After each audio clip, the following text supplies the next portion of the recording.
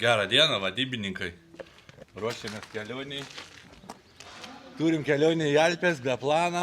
Kodėl be plano? Todėl, kad jeigu aš kažką planuoju, nieks nesiseka.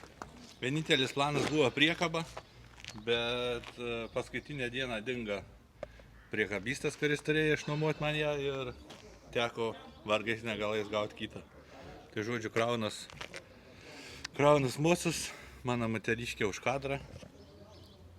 Ir ruošiamės po biškį keliauti. Jep.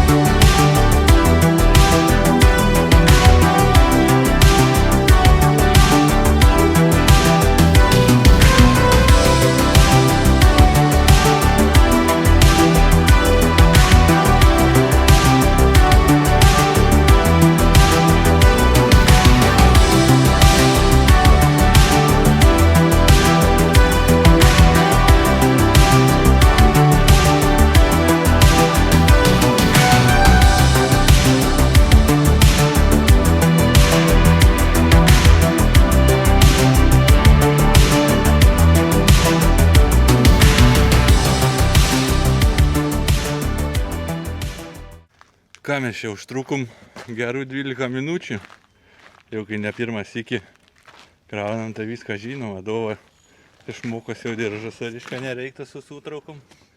Aš paristus nemoku taip diržus susukti, kaip jinai susuka. Tai va, žodžiu, davom mūsų statomės garažą ir varom namo dėtis daiktų, ruoštis bagažą visą ir rytoj nuo ryto, dar nežinau, tik tai nuo 5. 5 gal rytą jau startuosim. Ir varysim iki Alpių. Tai turim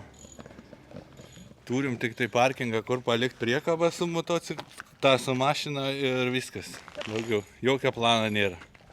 Važiuosim na ura, kaip sakom. Tai va, pasimatysim jau čia namuose. Gerą dieną, vadybininkai. Sveiki atvykę į rubriką, ką vežamės kartu su savimi kelionę. Tai šitiek daiktų turim sutalpinti į šitą dėžę. Tada dar turim 2 prie mano motociklų dedamas dėžės, 2 prie justelio, tada dar turim 3 maišus, man atrodo. Tai visus daiktus susiskirstau į kategorijas dažniausiai, kad nieko nepamiršiu, aišku, pasidarau sąrašą. Bet kad nieko nepamiršiu, viskas būna kategorijose. Tai būna jo rūbai, mano rūbai, tada namai, virtuvė, motociklo reikalai, elektronika ir vonia. Mes taip susiskirstom. Tai pirmiausia, ką mes turim, tai visko, ko mums reikia motociklo greitam remontui. Tai turim grandinį patepti, turim bug removerį nusivalyti šalmus, jeigu labai apsineša, jeigu ten tokiam greitam pasivalymui, tai turim tada servetėlių. Labai šitos geros, jeigu kas vairuojat ir motociklus, ar tiesiog norit pasivalyti, tai šitos žiauriai geros. Tada turim, mes vadinam namus, tai turim palapinę, turim 2 kėdutės, staliuką, kilimukus, miegmaišius, pagalves. Šiemet nusipirkom naujas, tai žiūrėsim, ar geros bus ar ne, nes prieš tai turėjom tokias minkštas, tokias, kaip pasakyti, pirmiesiams keliavimams nusipirkom tokias biudžetinės papigiai visai. Tai nebuvo itin patogios, bet ką galiu labai rekomenduoti, kas mėgstat kempingauti, tai šitie kilimėliai. Wow. Su šitais kilimėliais jau keliaujam turbūt 5 metai. Ir, nu, nieko geriau, nežinau, kas gali būti geriau, nes atrodo toks plonytis, gal tokio ten storio, tas mėgmušiukas, sakau, kilimukas, o šitoks patogus, tai rekomenduoju šitus tikrai. Tada turim lietaus aprangas, pas mane yra ir batai, ir kelnės ir striukė, pas Justelį yra tik kelnės ir striukė. Tada turim virtuvę. Tai virtuvėje irgi nusipirkom šiemet naujus indus. Turim keptuvę pirmais metais, tai jau labai laukiu rytais išsikepti kiaušinį kokį. Nes prieš tai neturėdavom, tai viską reikėdavo užpilti, nes ten tas gamintis. Tada turim dujinę, turim šalkrepšiuką, žiauriai fanas dalykėlis, kai norim parsivežti kažką šalto atsigert vakare po ilgos kelionės.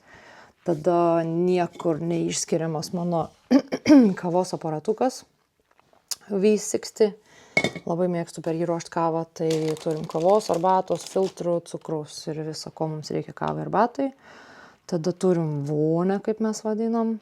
Tai turim rankšluosčius, visus prausimosi dalykus, mergaitiškus reikalus, make-upą ir turim vaistinėlę. Nu, čia tokia nemaža šiemet susipakavau, nes, nu, niekada negali žinot, kas gali nutikti. Plius vyras alergiškas, turi šienligę, tai būtinas epipenas. Tai vis laik vežam 2. Tada turime elektroniką. Nusipirkom droną, tai turbūt bus gražių vaizdų. Tikiuosi. Jeigu neatsitrenksim kur į kalną kokį arba medį, nes nei vienas nemokam skraidyti, tai tikėkime bus kažko. Tai va, elektronikos pakrovėjai, pasikalbėjimo įranga, piniginės dokumentai. Nu ir ką, tada prieinam prie rūbų. Nežinau, ar jums įdomu, ką mes čia dedamės iš tų rūbų, bet, ką žinau, tai pakankamai apatinių kojinių, tapkės visada, kepurės, kažką persimaut, jeigu eisim kažkur į gatvę į miestą, ar ten nežinau, kokį kalną įlipt. Tada aš visą laiką pasiemu termo maikę,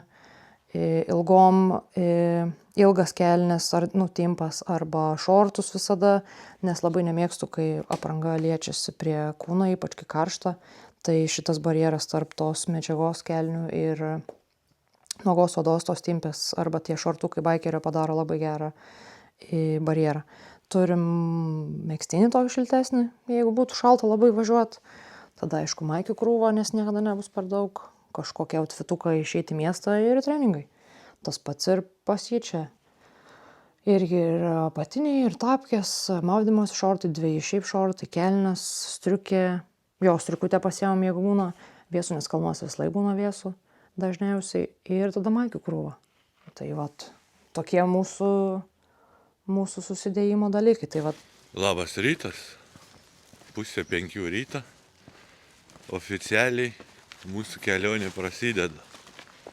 Varom dabar į garažą, kabinam priekabą, bučiuojam žmoną ir gazuojam.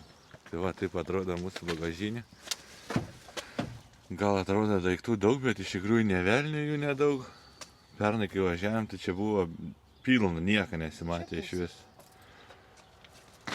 Pasisveikyk su žiūrovus. Ką čia gerą turim? O čia rūbai. O čia šiukšlės. Žodžiu, dar prie to paties išsivežam šiukšlės ir lėkiam garažan.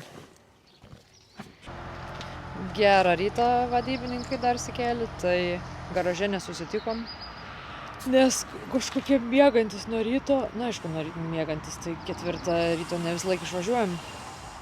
Tai esam Kaune, motocikliukai vis dar pakrauti, bet šitie diržai, kaip sakė, kad maž gražiai moku surišti diržus, tai šitie diržai labai slidus, tai greit mum išsiviniojo, tai teko vis tiek imtis zateškių. Dabar prisipučiam padangas, ne? Nešviet šviesos, pasakykit. Nešviet priekabo šviesos, reikia kažką pasidaryti, va taip ir būna, kai susirandi priekabą paskutintą dieną. O dėl priekabos pasakoji vadybininkam, kas buvo? Nepasakoji. Sakiau, kad pradingo. Sveiki. Sorry, nežinau, kur pabaigėm, bet priėjo žmogelis su autikuva varo į Šveicariją, irgi taip paplirpė, pašnekėjom, motociklistas irgi. Tai kur mes čia pabaigėm pasakot? Nu tai va, pučiam padangas ir Ir viskas. Ir lėksim toliau. Updeitukas toks. Nu, updeitukas toks, kad mes jau Lenkijoje. Visai greitai čia atvažiavom, ane? Jo, ką čia su sustojimais 1,5 valandos. Ir viskas, ką judam toliau. Kur pirmą sustojimą planuojam. Pirm sustojims dokumentų patikrinims ant sienos. Ai, nu taip, teisingai. O dokumentai bagažiniai. Teks išlipt. Tai va, atvažiuojam, pasitikrinam dokumentukus ir lekiam toliau. Atlėkim kūro užsipilt pigaus. Kiek čia beveik čia tuščia atvažiavau, Ranger liko man 120 kg, tai turėčiau įvaryt kokį... Kiek aš galėčiau įvaryt? 7 litras, 7,5. Kaina 6 zlotai 12. Tai nežinau, kiek čia bus tiksliai. Reikės pasigūglėti zlotą kursą. Tai pilam kūrą, apeinam, pasižiūrim, kaip kas čia nais atrodo. Ar viskas laikos. Nusivalau dar priekinį stiklą nuo lietuviško vabaliuko ir varom toliau. Tai padangos gerai, saliarkas privariau 7,5. Kiek aš sakiau pradžioj? 7,5 ar 7 litriukų pasivarėjau. Tai kol dar daug ateis, einu nusivalau langą. Atvarė autiko žmonių, tai tūlika jau neisiu. Nes jau čia iki sekančio parkingo greičiau nuvažiuosiu, negu čia sulauks eilės. Tai ką, jeigu išvažiavot į Lenkiją, į Varšuvą ir neįsidėjot į storiuką legendinę Varšuvos šiltnamę, tai reiškia, nebuvot Varšuvai. Taip, arba kaip mes sakom, Jėzų balsas dar miegu. Kai nuvažiuoji nuo namų ir šitą pamatai, tada supranti, kad jau toli nuo namų. Kai važiuoji atgal ir per šitą važiuoji, supranti, kad arti namai. Jo. Tai šitas, nu, visą laiką įspūdingai atrodo.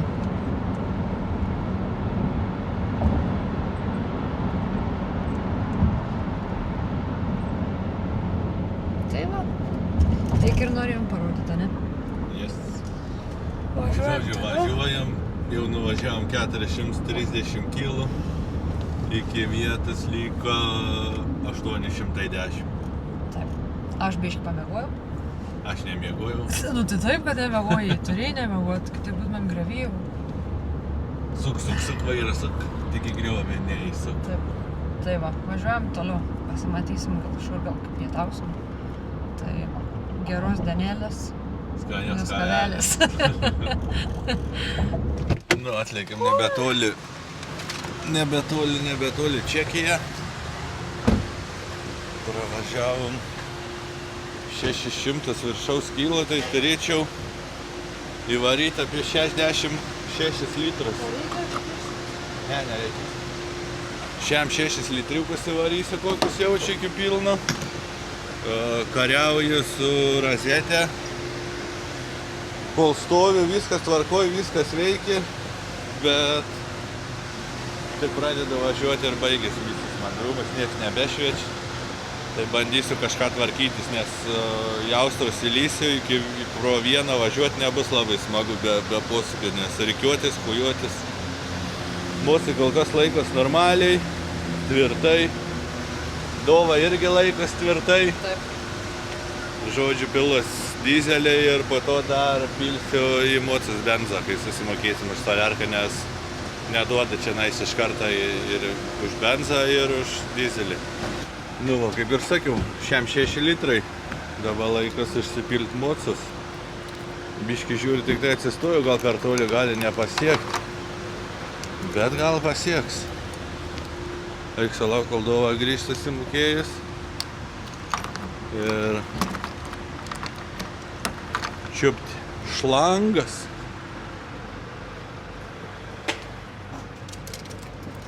Laikys iki mirties.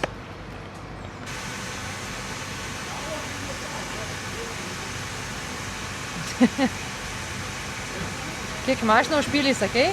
Jam 6 66. Kiek ir užpyliai? Ekstrasensas. Nenori, gali 3.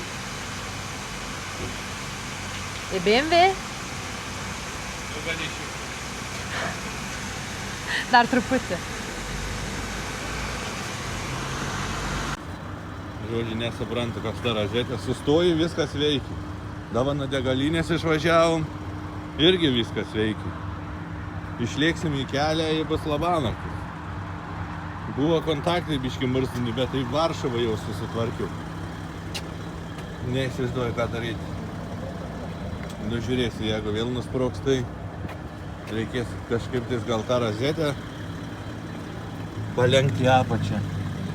Nes nuodavo tą baluoju, lemputės viskas deda, o išvažiuoju ir nieks nebededa.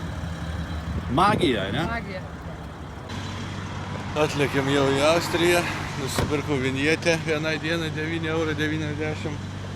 Aš toliau kariauju su rozetė ir kontaktus praplėčiau ir ko aš tik nedariau ir supurškiau ir vis tiek neveikia. Pajudini, veikia ir paskui bandžiau aš čia prikišti visko, bet nu nieks nepadeda. Užgesini, užkuri, dego, o paskui sako viskas. Užtenka degti ir nieks neveikia. Tai nežinau, kam yra reikalas, neįsivaizduoju. Tai va, Austrijos, Čekijos siena atrodo taip. Baisiai karšta, plus 35, tai visą laimę, kad pas mus veikia kondicionierius ir... Pala dar tūlika nuo jūsų. Nu, dar tūlika. Bet kavos nebuvo. Gerai, tai žodžiu, veikia kondiškė, viskas tvarkoj, tai išgyvensim iki vietos, liko 213 kilo ir nuvažiuota 1050 km. Nu va, ir atvažiavom. Ten Dovilė nuėjo čekiną pasidaryti. Ir čia paliksim mašiną su priekaba. Aišku, šiandien čia ir pernakvosim. Tai kai viskas susitvarkysim, galbūt apeisim, parodysim, kaip čia kas atrodo. Tai atvažiavom į tokią vietelę, į patį pirmą kempingą Austrijoje. Tada... Štuka 300 kilo. Taip, atvažiavom karštą, nesvietiškai. Kempingas užbukintas pilnai. Aš maniau, dar ne sezonas, pasirodo, olelė. Jau visiškai. Tai paliksim mašiną su priekaba čia 10 dienų, nusikraunam mocus ir lėkiam toliau. Aišku, šiandien jau niekur nebelėksim, šiandien ilsėsime, statysim palapinę, eisim valgyti, gulėti, ilsėtis. O rytoj prasidės mūsų pirmoji diena turbūt, ne? Nu, pirmoji kelionės jau rimtoji diena su mocais. Tai šiandien jau pirmoji. Nu, šiandien nesiskaito, važiavom. Aidas bus ant pavadinimo parašyti pirmoji diena. Ai, nu gerai. Tai susitiksim tada gal kaip motociklus nusikrausim, įsikursim ir papasakosim gal tą update'ą, kaip ta mūsų diena čia praėjo. Tai mūsų planai be plano. Taip. Tai įsikūrėm kažkaip taip. Aišku, priekaba čia persistatys į sienos pusę. Čia dar bardakas, dar kol susidėlios visi daiktai. Mocija čia, Dovilė čia, stalas mūsų čia. Turim vageros įsidėję, turim puodai virtuvę, valgysim karbonaros, aš jau pavalgiau, baisiai išbadės buvau. Čia mūsų šiandienos kambarys, vidų interjerą parodysim rytoj. O dabar jaučiu keliamės į pokalbių kambarį ir papasakosiu apie tuos savo planus be plano. Trečią kartą jau filmuojau. Trečias dublis. Tai sveiki atvykę į pokalbių kambarį. Šiandien pabandysiu apžvelgti jumis, ko čia įmanoma tikėtis iš tos mūsų kelionės. Kaip atrodo ta kelionė be plano, kodėl mes to plano neturim. Tai plano neturim todėl, kad tiesiog atsikėlė į rytę, žiūri, kad oras blogas ir sorry, ten kažkas vyksta. Tai gali girdėtis, kai reikia žmonės.